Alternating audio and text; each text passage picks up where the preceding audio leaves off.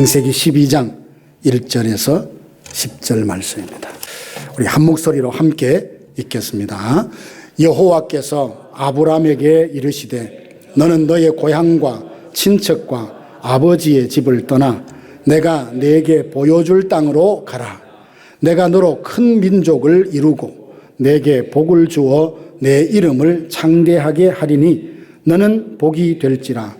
너를 축복하는 자에게는 내가 복을 내리고 너를 저주하는 자에게는 내가 저주하리니 땅의 모든 족속이 너로 말미암아 복을 얻을 것이라 하신지라. 이에 아브람이 여호와의 말씀을 따라갔고 롯도 그와 함께 갔으며 아브람이 하란을 떠날 때에 75세였더라. 아브람이 그의 아내 사레와 조카 롯과 하란에서 모은 모든 소유와 얻은 사람들을 이끌고 가나안 땅으로 가려고 떠나서 마침내 가나안 땅에 들어갔더라. 아브라함이 그 땅을 지나 세겜 땅 모래 상수리 나무에 이르니 그때에 가나안 사람이 그 땅에 거주하였더라. 여호와께서 아브라함에게 나타나 이르시되 내가 이 땅을 내 자손에게 주리라 하신지라. 자기에게 나타나신 여호와께 그가 그곳에서 제단을 쌓고 거기서 베델 동쪽 산으로 옮겨 장막을 치니 서쪽은 베델이요 동쪽은 아이라. 그가 그곳에서 여호와께 제단을 쌓고 여호와의 이름을 부르더니 점점 남방으로 옮겨 갔더라. 그 땅에 기근이 들었으므로 아브람이 애굽에 거류하려고 그리로 내려갔으니 이는 그 땅에 기근이 심하였음이라. 아멘. 우리는 지난 2주간 하나님의 말씀을 나누면서 이 새해를 어떤 마음으로 보내야 될까 함께 생각해 보았습니다. 창세기 3장 말씀을 통해서 범죄하고 타락해서 하나님의 그 낯을 피하여 숨어있는 아담을 하나님 찾아오셨어요. 하나님이 그 찾아오신 사랑, 우리를 향한 하나님의 사랑이 어떠함을 우리가 알고 그 사랑의 충만함을 마음에 담아 한 해를 시작하자 그렇게 말씀을 드렸죠.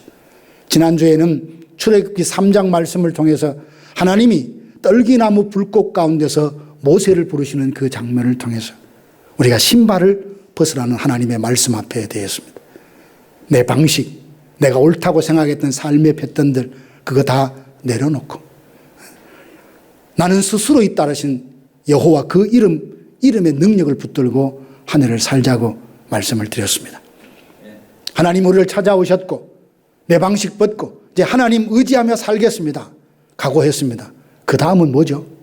이제 오늘 본문을 통해서 그 해답을 찾아보려고 합니다. 오늘 함께 읽었던 창세기 12장은 4000년 전에 있었던 아브라함 개인의 이야기일 뿐 아니라 오늘 살아가는 우리의 이야기이기도 합니다. 시대와 그리고 거리가 한참 떨어져 있는 그 아브라함의 이야기가 왜 우리의 이야기라고 말하는 걸까요? 갈라디아서 3장 7절에 보면 믿음으로 말미암은 자들은 모두 아브라함의 자손이라 했습니다.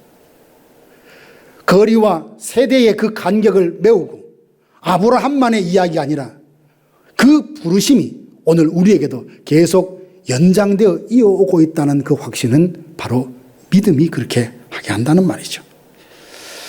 그러므로 우리는 성경의 내용을 보면서 이거 남의 이야기야, 다른 사람의 이야기야 라고 회피하는 것이 아니라 우리는 성경의 구경꾼이 아니라 나도 그 성경의 주인공처럼 하나님이 역사의 무대에 나를 통하여 일하고 계시다는 그 확신을 가지게 됩니다. 아브라함을 부르시기 전에 문맥에서 창세기 전반부에 있었던 일들을 보면 참 인간의 거듭되는 실패의 실패, 그 연속이 되는 것을 보게 됩니다. 에덴 동산에서 불순종을 시작으로 가인이 동생 아벨을 돌로 쳐 죽이는 최초의 살인이 일어나죠. 그리고 노아 시대에는 온 땅이 부패해서 사람들이 생각하고 계획하는 것이 항상 악했습니다. 어떤 부분적인 곳에만 죄가 가득한 것이 아니라 온 땅에 죄가 관영했던 시대죠. 그래서 하나님은 그 땅을 홍수로 심판하십니다. 물론 심판하시고 난 다음에 노아와 그 후손들이 이어가는 역사에는 문제가 없었습니까? 아닙니다. 노아의 후손들은 시날 땅에 바벨탑을 건축을 합니다. 바벨은 그때만 끝난 것이 아니라 지금까지, 어쩌면 주님 오시는 그날까지 사람들에 의해서 끊임없이 자기 이름을 내고 하나님의 뜻에 정면으로 도전하는 바벨탑을 쌓아가고 있는 것은 아닐까 생각합니다. 돈의 성을 쌓고 명예의 탑을 쌓고 나는 이만큼 했다며, 나는 이만한 것을 가지고 있고 또 누리고 있으니 하나님 없어도 괜찮은 것처럼 살아가는 사람들, 이런 사람들이 의지하고 쌓아가는 것이 이 현대판 바벨탑이 아니겠습니까? 창세기 11장 바벨탑 사건은 온 인류를 지면에 흩어지는 결과를 낳았지만 12장에서 하나님은 한 사람 아브라함을 선택하셔서 이스라엘을 다시 시작하십니다. 여호와께서 아브라함에게 이르시되 온 세상이 하나님을 등지고 각기 흩어질 때 하나님은 다시 세상을 복되게 할 한 사람 아브라함을 지명하여 부르십니다.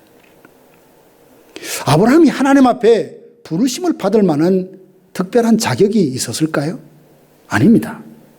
성경에 보면 하나님께서, 여호와께서 아브라함에게 이르시되, 하나님이 주권적인 어떤 능력으로 일방적으로 아브라함을 선택하신 겁니다.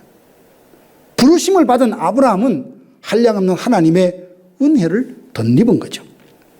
여호수아 24장 2절 보면 너희 조상들 곧 아브라함의 아버지 데라가 옛적에 강저 쪽에 거주하여 다른 신들을 섬겼다 했으니 아브라함의 집안은 우르에 있는 달신, 그 우상을 섬겼던 집안이었습니다.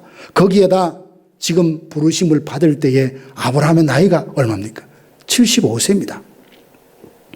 왜 아브라함이었을까? 성경은 다른 이야기를 하지 않습니다. 하나님이 아브라함을 지명하여 부르시고 그에게 말씀하셨다.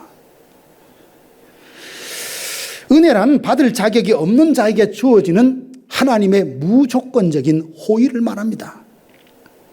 존 칼빈은 기독교 강요에서 하나님은 우리가 앞으로 행할 행동의 그 선함을 예견하시고 알고 선택한 것이 아니라 그 선하고 기쁘신 뜻 가운데 무조건적으로 선택하셨다라고 말합니다. 사랑하는 성도 여러분, 우리가 믿음으로 아브라함의 자손이 되어서 아브라함에게 약속하신 복을 누릴 자로 하나님 앞에 부름을 받았습니다. 이것이 하나님의 은혜죠. 우리가 하나님을 찾은 게 아니에요. 우리가 구원의 길을 찾아서 그 길을 따라 하나님을 찾아온 게 아니에요. 하나님이 먼저 우리를 찾아오셨습니다. 그래서 찾아오셔서 너로 말미암아 복을 얻을 것이다. 내가 복될 뿐만 아니라 너를 통하여 모든 사람이 복을 받게 할 것이다 라고 말씀하시죠. 이 선언은 바벨탑의 절망을 뚫고 울려 퍼진 승전보이자 오늘 이 자리에 앉아 예배하는 우리 삶의 특징이며 우리 삶의 미래입니다. 그러면 우리가 아브라함의 부르심의 그 연장선상에 있다면, 아브라함의 부르심이 곧 우리를 부르심이라면 우리는 이 하나님의 부르심 앞에 어떻게 반응해야 하는 걸까요?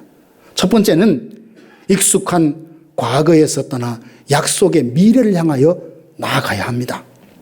1절 보니까 너는 너의 고향과 친척과 아버지의 집을 떠나 내가 너에게 보여줄 땅으로 가라. 하나님이 아브라함을 지명하여 부르시고 첫 번째 명령하신 건 뭐냐면 떠나라는 말이에요. 떠나라. 1절 다시 보면 너는 너의 고향과 친척과 아버지의 집을 떠나 내가 너에게 보여줄 땅으로 가라 라고 말씀을 하십니다. 이 명령을 가만히 묵상해 보면요, 하나님이 단순히 어떤 거주지를 이곳에서 저곳으로 옮기라는 그런 뜻이 아닙니다. 고향은 익숙함과 편안함을 상징하는 것이고, 친척이라는 인간관계의 안전망을 뜻한다면 아버지 집이라는 결국 정체성과 경제적인 기반을 말합니다. 사회의 안전망이 잘 갖추어지지 않은 고대 시대에 자기가 살고 있던 고을과 족속의 그 지역을 떠나서 간다는 것은 굉장히 위험한 일이었습니다. 75세의 노인이 가족을 데리고 정확히 어디에 갈지도 알지 못한 채 가라라고 하는 하나님의 음성만 듣고 그것을 떠났다는 것은 주변의 사람이 볼 때 굉장히 무모한 행동으로 보였을 것입니다. 그런데 1절 말씀 히브리 원문으로 보면 더욱 놀라운 통찰을 발견하게 됩니다. 여기서 사용된 떠나서 가라라고 하신 말은 너를 위하여 가라, 내 자신에게로 가라, 이런 말이에요. 이게 무슨 뜻인가 하면 단순한 지리적인 이동이 아니라 새로운 우리의 존재의 변화를 하나님이 말씀하시는 거예요. 이걸 쉽게 보면 다른 게 야곱이 야복 강가에서 천사와 씨름하듯 그렇게 기도하다가 새로운 이름을 얻잖아요. 너의 이름이 무엇이냐? 예, 내 이름은 야곱입니다. 이제까지 나는 남의 발목을 잡고 수단과 방법 동원해서 내 원하는 것 취하며 살았습니다. 그때 하나님의 사자가 뭐라 합니까? 다시는 야곱으로 살지 말고 하나님과 겨루어 싸워 이긴 승리자 이스라엘로 살라고 말씀하시죠. 하나님이 아브라함을 갈대아 우르에서 떠나서 내가 너에게 지시할 땅으로 가라라고 하시는 말씀은 장소만의 이동이 아니라 네 자신이 하나님 앞에 새로운 존재로 거듭나게 되기를 말씀하는 겁니다. 아브라함에게 떠나라고 하신 이유는 곧 아브라함을 위해서 하신 말씀이시죠.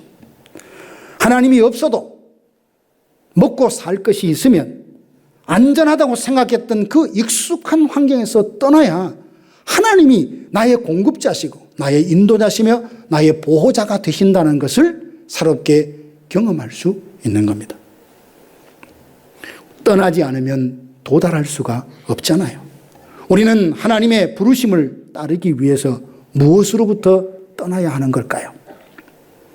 여러분들은 아마 인생의 산전수전을 다 겪었기 때문에 나름대로 어떤 문제나 상황 앞에서 어떻게 대처하면 좋을지 아주 지혜로운 방안들 다 갖고 계실 겁니다.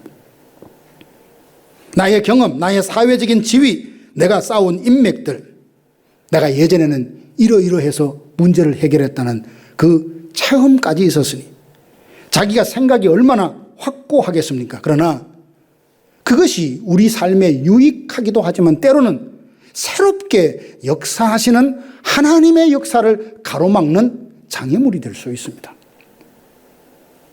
그리고 내 나이에 내가 변하겠어? 내 방식이 맞아 라고 그렇게 고정관념 또한 우리의 생각과 가치관, 마음을 지켜주는 것 같지만 그것 때문에 새롭게 역사하시는 하나님의 역사를 체험하지 못하게 가로막는 장애물이 될 수 있다는 거죠. 영국의 위대한 기독교 사상가 C.S. 루이스는 천국과 지옥의 이혼이라는 책에서 이런 이야기가 있습니다.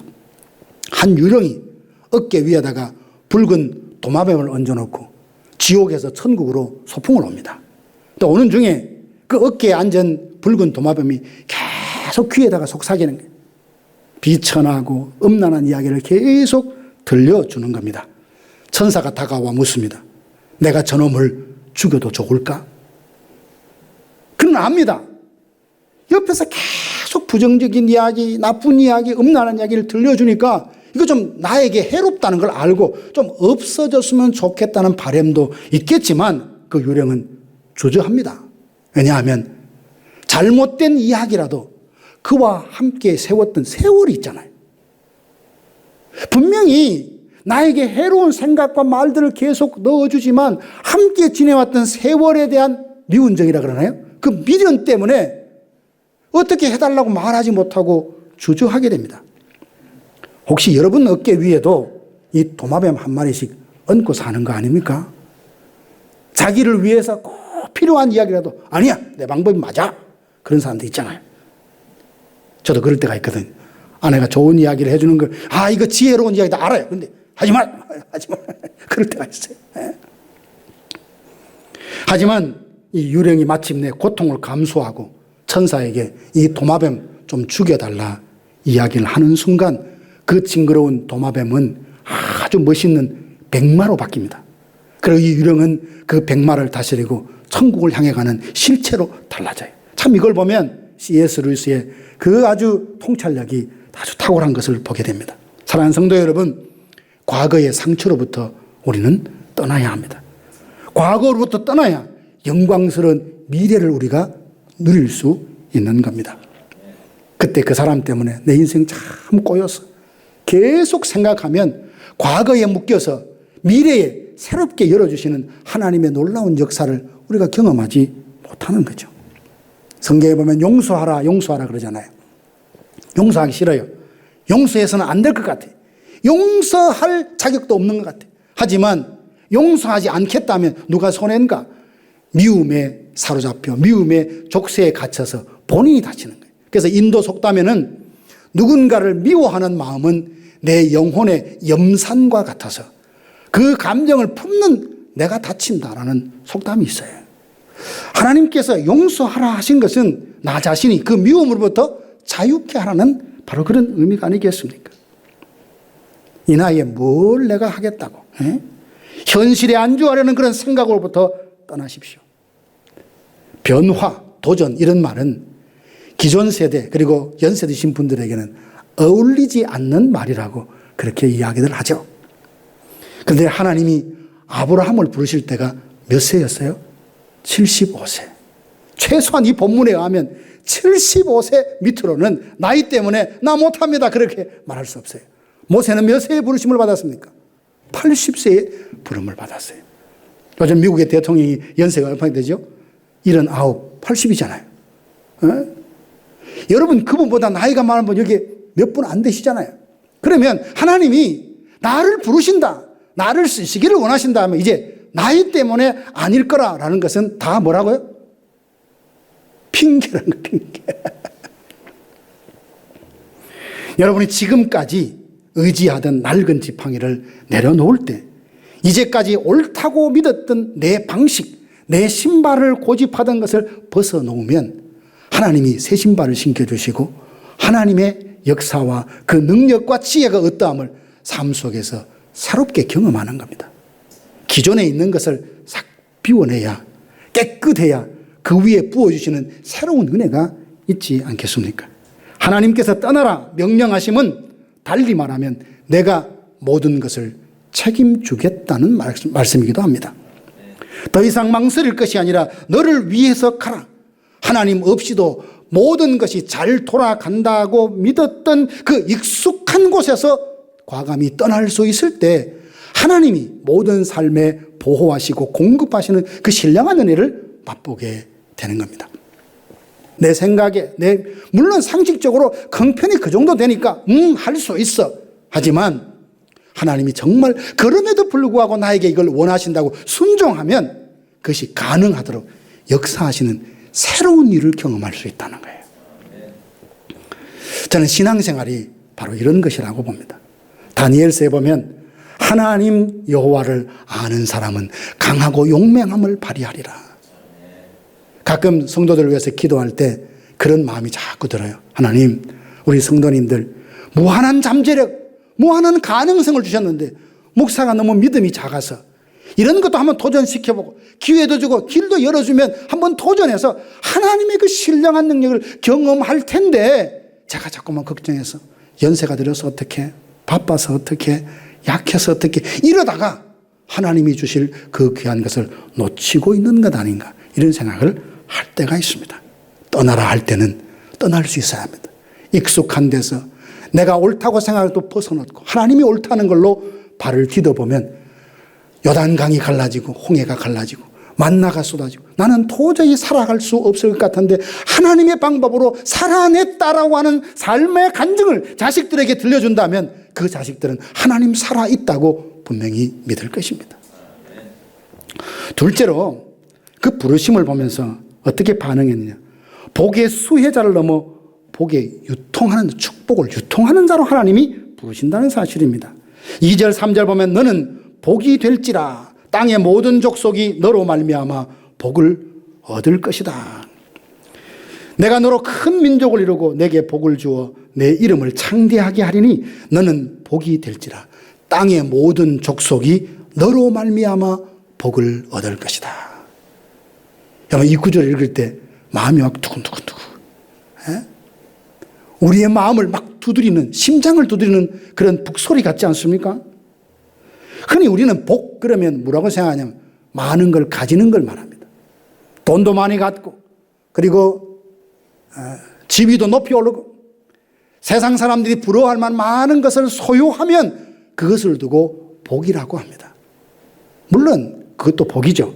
하지만 아브라함에게 하나님께서 너는 복이 될지라, 모든 사람의 복이 될지라 할 때 그 복은 소유를 말하는 게 아닙니다. 하나님이 말씀하시는 그 복은 아브라함이 하나님이 주신 은혜를 그냥 고이 간직하는 저수지 같은 사람이 아니라 큰 운하처럼, 넓은 운하처럼 흐르는 그런 축복의 역사를 그를 통하여 하기를 원하시는 거예요. 그럼 누가 더 복된 사람입니까? 하나님께 복을 많이 받았어요.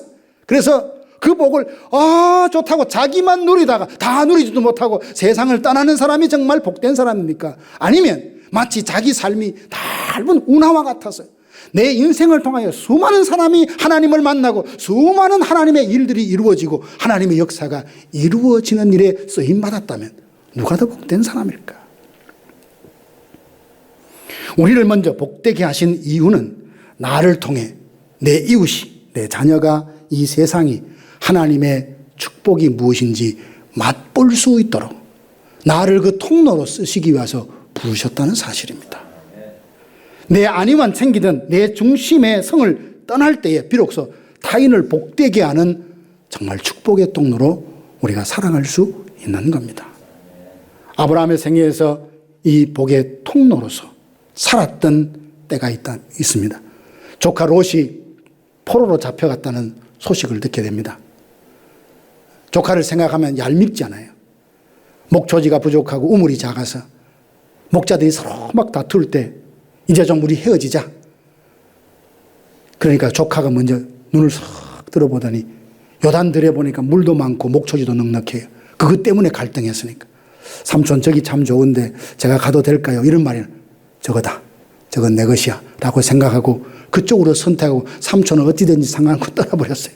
인간적으로 생각하면 야속하기도 하고 얄밉기도 하죠. 그런데 그 조카가 포로로 잡혔다는 이야기를 듣고 밤중에 318명의 집에서 훈련되는 군사를 데리고 구해오잖아요. 이게 바로 축복의 근원이 되는 삶을 살아가는 삶의 방식인 거죠. 리디머고의 팀 켈러 목사님은 그에 대해서 정의란 무엇인가라는 것에서 이렇게 말을 했습니다. 성경적인 복이란 내가 남보다 더 많이 가진 것을 자랑하는 것이 아니라 내가 가진 것으로 남의 결핍을 채우는 것이다. 이런 말을 했어요. 사랑하는 성도 여러분, 오늘 설교를 듣는 우리 인생의 질문이 바뀌어야 됩니다. 하나님, 올해 나에게 어떤 복을 어느 만큼 주시겠습니까? 이것도 좋은 기도입니다. 하지만 한 단계 더 나아가서 하나님, 이 한 해 나를 통하여 누구를 축복하겠습니까? 나를 통하여 누가 복을 얻게 하시렵니까? 이 질문을 가지고 내게 만나는 사람, 하나님께서 이어주는 많은 사람들에게 나를 통하여 그리스도의 사랑이 그에게로 흘러가서 그가 나로 인해서 하나님을 더욱더 의지하게 하는 이런 영적인 열매로 풍성한 이해가 되는 저와 여러분들 되기를 주님의 이름으로 축원합니다. 세 번째로는 인생의 기근 앞에서 예배의 제단을 쌓아라라는 말입니다.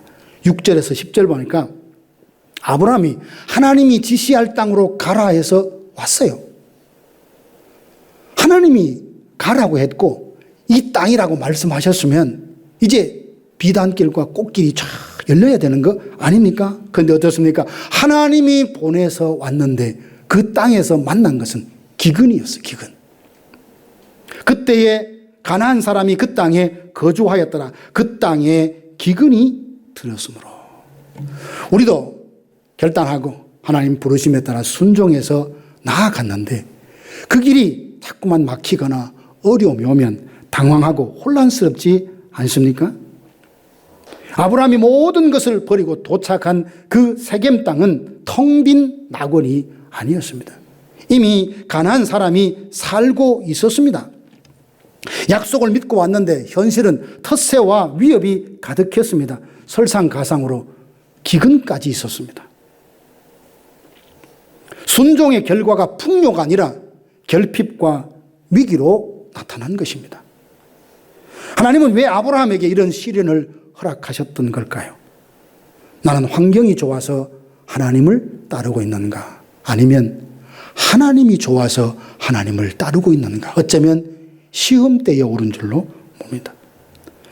그러나 아브라함에게 비범한 점이 있습니다. 본문 7절 8절에 보니까 여호와께서 아브라함에게 나타나 이르시되 내가 이 땅을 내 자손에게 주리라 하신지라. 자기에게 나타나신 여호와께 그가 그곳에서 제단을 쌓고 거기서 베델 동쪽 산으로 옮겨 장막을 치니 그가 거기서 여호와께 제단을 쌓고 여호와의 이름을 불렀더라.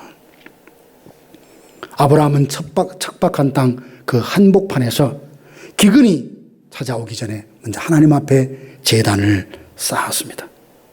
현대 영성과 유진 피터스는 그의 전서 한 길 가는 순례자에서 신앙의 길은 같은 방향을 향한 긴 순종이라고 했습니다.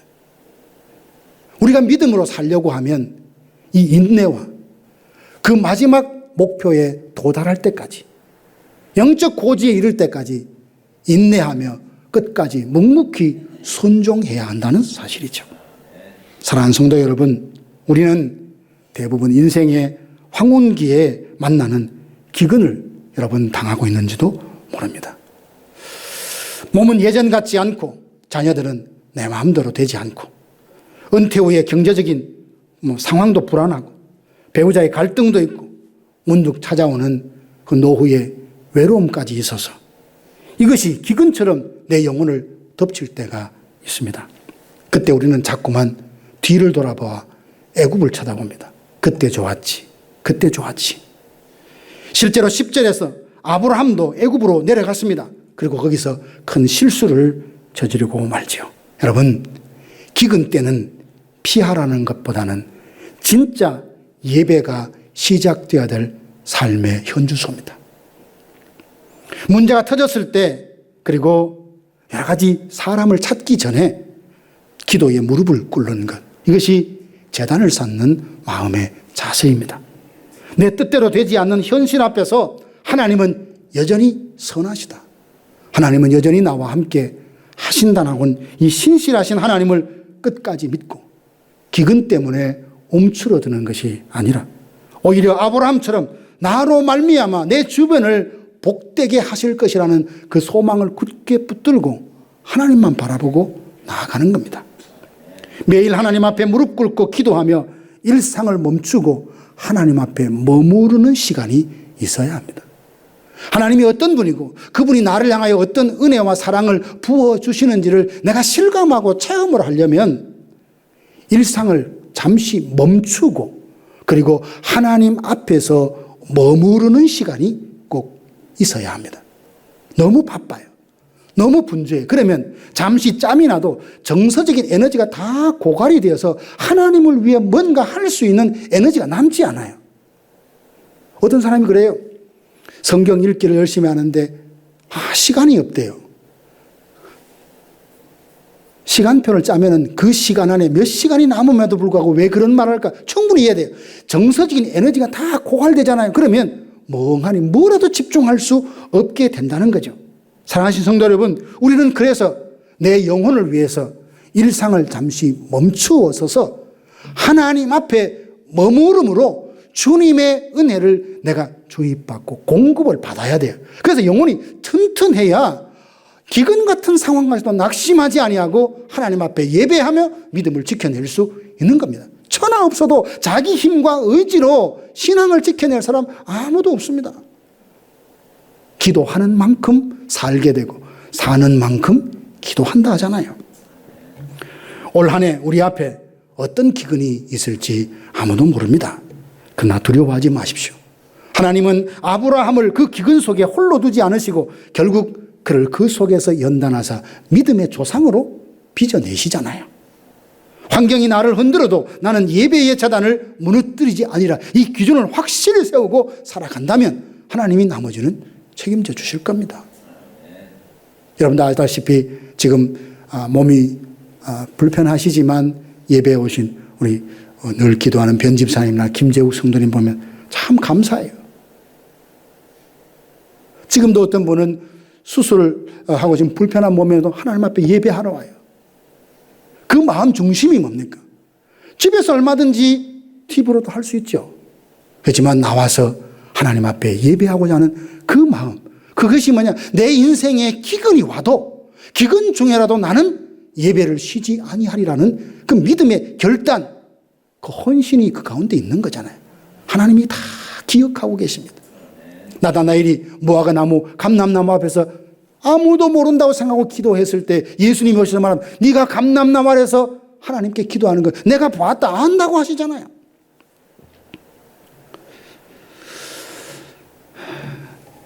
오늘 아브라함에게 너로 말미암아 천하 만민이 복을 받게 할 것이다. 이 말은 아브라함에게 주신 말씀이면서 동시에 믿음으로 아브라함의 자손된 우리에게 주신 말씀이라 믿습니다. 사랑하는 성도 여러분, 우리는 믿음으로 말미암아 아브라함의 자손이 되었습니다. 아브라함이 그랬듯 우리의 부르심 앞에 익숙한 과거를 떠나서 나를 묻고 있던 상처를 버리고 하나님이 마련하신 새로운 찬란한 그 미래에 발을 디딜 수 있는 저와 여러분들 되기를 주님의 이름으로 축복합니다. 그래서 세 가지를 정리해 드립니다. 먼저 익숙한 것에서 떠날 수 있는 용기를 달라고 기도합시다. 그리고 축복을 받는 수혜자 입장을 넘어서서 축복을 유통하는 사람, 저수지보다는 차라리 크고 넓은 운하와처럼 나를 통하여 하나님의 사랑이 흘러가고 나를 통하여 하나님의 복음이 흘러가서 누군가가 나를 통하여 복을 받게 하는 이런 삶을 살고자 소망하시고, 그리고 인생의 기근 앞에서도 예배의 제단을 꼭 지키겠다는 이 마음으로 이 한 해를 살아가서 그야말로 하나님이 약속하신 복을 이 땅에서 누리는 이 새해가 되기를 주님의 이름으로 축복합니다.